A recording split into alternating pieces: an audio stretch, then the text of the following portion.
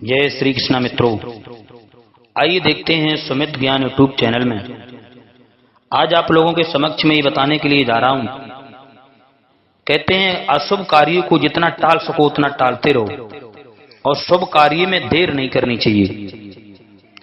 कहते हैं शुभ कार्य को अगर कल करना है तो उसे आज ही कर लो और बुरा काम अगर आज करना है तो उसे कल करो, परसों करो, टालते रहो।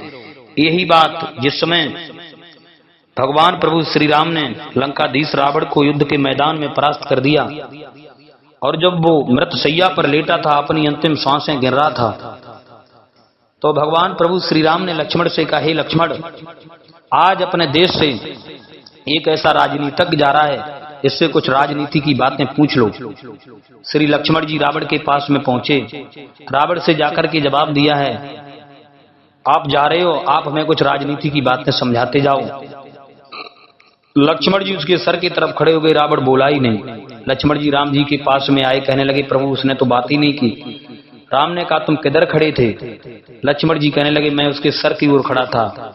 भगवान प्रभु श्री राम बोले, नहीं लक्ष्मण, अगर किसी से कुछ लिया जाता हो तो उसके सर की ओर खड़े होकर के लिया जाता है, उसके पैरों की तरफ जाओ, वो विद्वान है, और हाथ जोड़ करके उससे यही बात कहना।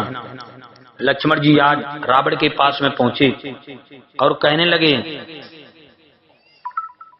आप तो विद्वान हैं और इस संसार को छोड़ करके जा रहे हो, आप राजनीति के बारे में हमें कुछ बातें बताते हुए जाओ। तो रावण ने कहा, लक्ष्मण, अब समय ज्यादा तो नहीं है, लेकिन चलते चलते केवल आपसे दो बातें कहनी है। शुभ कार्य जितनी जल्दी हो सके उतनी जल्दी कर लेना चाहिए, अशुभ कार्य को टालते रहना चाहिए। मैंने ये सोचा था कि स्वर्ग से और लंका तक जाने का एक मार्ग बनाएंगे, लंका से स्वर्ग तक जाने का मार्ग बनाएंगे, लेकिन ये काम मेरी बस का था। मैं टालता रहा कि आज नहीं कल करेंगे, और टालते टालते हमसे ये बुरा काम हो गया, सीता का हड़ कर लाए। उसका परिणाम ये हुआ कि मेरी पूरी सारा लंका नष्ट हो गई। तो शुभ कार्य को जितना जल्दी हो सके उतना जल्दी करना चाहिए और बुरे कार्य को टालते रहना चाहिए। कहते हैं महात्मा गौतम ऋषि का सबने नाम सुना है, जो बहुत ही सिद्ध पुरुष थे। महर्षि गौतम के एक पुत्र का नाम था चिरकारी। वे बुद्धिमान थे, कार्य कुशल थे, परंतु प्रत्येक कार्य को बहुत सोच विचार करने के पश्चात करते थे। उनका स्वभाव ही धीरे धीरे कार्य करने का हो गया था। जब तक किसी कार्य की आवश्यकता या औचित्य उनकी समझ में नहीं आ जाता था, तब तक वे कार्य प्रारंभ नहीं करते थे, उस कार्य के संबंध में विचार करते थे। बहुत से लोग उनको इस स्वभाव के कारण आलसी समझते थे। एक बार महर्षि गौतम किसी कारण से अपनी पत्नी से रुष्ट हो गए। क्रोध में आकर उन्होंने चिरकारी को आज्ञा दी, कहा, हे बेटा, अपनी इस दुष्ट माता को मार डालो। यह आज्ञा देकर महर्षि वन में चले गए। अपने स्वभाव के अनुसार चिरकारी ने विचार करना प्रारंभ किया, मुझे क्या करना चाहिए? पिता की आज्ञा का पालन करने पर माता का वध करना पड़ेगा और माता का वध करने न करने पर पिता की आज्ञा का उल्लंघन होगा। पुत्र के लिए पिता और माता दोनों पूज्य हैं। दोनों में से किसी की भी अवज्ञा करने से पुत्र को पाप का भागी होता है। कोई भी माता का नाश करके सुखी नहीं हो सकता। पिता की आज्ञा टालकर भी सुख और कीर्ति नहीं मिल सकती। मेरी माता में कोई दोष है या नहीं, यह सोचना मेरे लिए अधर्म है। इसी प्रकार पिता की आज्ञा भी उचित है या नहीं, यह सोचना मेरे अधिकार में नहीं। चिरकारी तो ठहरे ही चिरकारी। वे चुपचाप हाथ में शस्त्र लेकर बैठे रहे और सोचते रहे।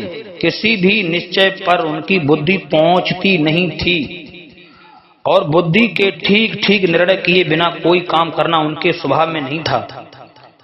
उधर वन में जाने पर जब महर्षि गौतम का क्रोध शांत हुआ, तब उन्हें अपनी भूल ज्ञात हुई।